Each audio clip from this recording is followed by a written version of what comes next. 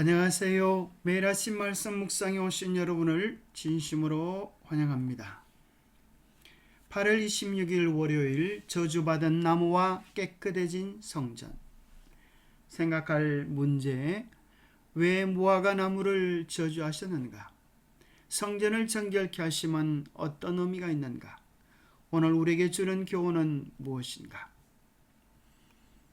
마가복음 11장 12절부터 나오는 말씀입니다. 이튿날 그들이 베다니에서 나왔을 때에 예수께서 시장하신지라. 멀리서 잎사귀 있는 한 무화과 나무를 보시고 혹 그 나무에 무엇이 있을까 하여 가셨더니 가서 보신즉 잎사귀 외에 아무것도 없더라. 이는 무화과의 때가 아님이라. 예수께서 나무에게 말씀하여 이르시되 이제부터 영원토록 사람이 내게서 열매를 따먹지 못하리라 하시니 제자들이 이를 듣더라. 그리고 날이 저물매 그들이 성 밖으로 나가더라. 그들이 아침에 지나갈 때에 무화과 나무가 뿌리채 마른 것을 보고 베드로가 생각이 나서 여짜오되 랍비여 보소서 저주하신 무화과 나무가 말랐나이다. 예수께서 그들에게 대답하여 이르시되 하나님을 믿어라. 마가복음 11장에도 우리는 샌드위치 구조로 기록되어 있는 무화과 나무의 저주를 발견합니다. 예수님께서 베다니에서 나왔을 때에 시장하셔서 잎사귀가 무성한 한 무화과 나무를 보시고 혹시 나무에 열매가 있을까 하여 가셨다가 잎사귀 외에 없는 것을 보시고 무화과 나무를 저주하신 내용이 나옵니다. 이 이야기를 듣고 어떤 사람은 무화과의 때가 아님이라고 마가복음에서 기록하셨는데 때도 아닌데 무화과가 없다고 나무를 저주하신 것은 이상한 일이다라고 이해를 합니다. 오해를 합니다. 그것은 이스라엘 나라의 무화과 농사에 대한 이해의 부족에서 기인된 것입니다. 이스라엘에는 4월에서 10월까지 총 5번에서 6번의 열매를 맺는다고 합니다. 4월에 달리는 열매를 파게라고 하고 그 열매는 그렇게 맛이 나지는 않지만 가난한 이웃들이나 길을 지나가다 배고픈 사람들의 씨앗길을 채우기에 좋은 열매라고 합니다. 그래서 주인은 그 열매를 직접 수확하지 않는 너그러움을 보인다고 합니다. 그리고 정말 무화과의 철 8월이 되면 그 무화과를 테나라고 하는데 본격적인 수확의 철로 달고 맛있는 무화과를 맺습니다. 그래서 예수님께서 4월에 원하셨던 것은 파괴입니다. 무화과의 철이 아니다라는 말은 8월 테나의 철이 아니어서 본격적으로 달고 맛있는 열매를 기대하신 것은 아니셨지만 파괴라고 하면은 그 열매가 있기를 기대하신 것이었습니다. 그런데 잎사귀는 무성하지만 그 열매조차 없는 것을 보시고 예수님은 크게 실망하여 그 나무를 저주하십니다. 특별히 파게라고 하는 단어를 우리는 벳바게라고 하는 마을의 이름 속에서 발견하게 되는데요. 벳바게와 베다니는 가까운 지역에 있었습니다. 이 사건은 베다니에서 있었던 일인데요. 베다니는 벳이라는 말은 집이라는 뜻이고 파게라고 하는 것은 조금 전에 살펴보았던 4월에 나는 무화과를 말합니다. 그래서 벳바게라고 하는 것은 무화과의 집으로 알려질 정도로 벳바게에는 무화과가 많이 재배되어지는 동네였음을 알 수 있습니다. 베다니는 가난한 자의 집, 베들레헴은 떡집이라고 하는 단어들 속에서도 벳이라고 하는 것은 집을 뜻한다고 하는 사실을 유추해 볼 볼 수가 있는 것입니다. 사실 그것은 우리나라에서도 무화과가 달리지 않습니까?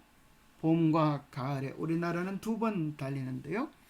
봄에 달리는 열매와 가을에 달리는 열매가 다르지 않습니까? 그 차이로 이해하면 쉽게 이해할 수가 있습니다. 예수님은 베다니에서 예루살렘으로 가는 아침에 약 3km 조금 넘는 길을 걷다가 시장하셨습니다. 그분은 잎이 달린 무화과 나무를 보셨고 이런 열매를 얻을 수 있으리라 여겨 그 나무로 가셨습니다. 율법에 따르면 배고픔을 달래기 위해 이웃의 밭에나 가수원에서 음식을 먹는 행위는 도둑질로 여기지 않았습니다.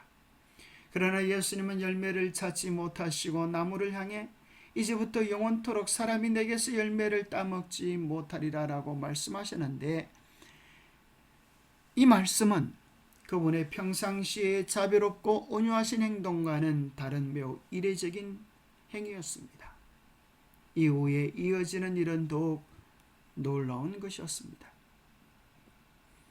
예수님은 이 나무의 교훈을 통하여 열매 맺지 못하는, 입이 무성하지만 열매가 없는 이스라엘의 영적 실상을 책망하신 것입니다.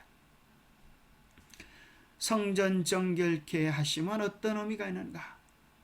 그들이 예루살렘에 들어가니라 예수께서 성전에 들어가사 성전 안에서 매매하는 자들을 내쫓으시며 돈 바꾸는 자들의 상과 비둘기 파는 자들의 의자를 둘러엎으시며 아무나 물건을 가지고 성전 안으로 지나다님을 허락하지 아니하시고 이에 가르쳐 이르되 기록된 바 내 집은 만민이 기도하는 집이라 칭함을 받으리라 하지 아니하였느냐. 너희는 강도의 소굴을 만들었도다 하시며 대제사장들과 서기관들이 듣고 예수를 어떻게 죽일까 하고 꾀하니 이는 무리가 다 그의 교훈을 놀랍게 여김으로 그를 두려워함이더라. 그리고 날이 저물매 그들이 성 밖으로 나가더라. 예수님은 성전을 정결케 하셨습니다. 그 당시 성전이 왜 정결케 될 필요가 있었나요? 그것은 성전을 바꾸는, 성전에서 물건을 매매하는 자들이 쓰는데 성전의 거룩함을 위하여 성전의 예물을 사고 파는 일이 있었습니다. 필요한 재물들을 파는 것입니다. 그런데 그 과정에서 그들은 그들의 이윤을 챙기면서 하나님의 거룩한 일들을 더럽히는, 이기심으로 더럽혀지는 일을 했습니다. 예수님은 그들의 이기심과 탐욕에 더럽혀진 모습을 보시고 분노하신 것입니다. 예수님의 행동은 성전 제도를 담당하는 사람들의 거룩하지 못한 심령에 대한 책망이셨습니다. 예수님은 구약 성경의 두 구절을 연결하셔서 불경건한 거래를 통렬하게 책망하셨습니다. 성전은 이방인을 포함한 만민이 기도하는 집이 되어야 하는데 지도자들이 성전을 강도의 소굴로 만들었다 하시며 그들을 책망하셨습니다. 이 놀라운 하루가 끝날 무렵 예수께서는 제사장들과 함께 도성을 떠나셨습니다. 우리는 여기서 또 한 번의 샌드위치 구조, 마가복음에서 발견하는 8번째 샌드위치 구조를 만나게 됩니다. 무화과 나무에 저주가 양쪽에 있고 그 가운데에 성전 정결에 대한 내용이 있습니다. 이 전체를 한꺼번에 이해하면 우리가 어떤 내용들을 발견할 수 있나요?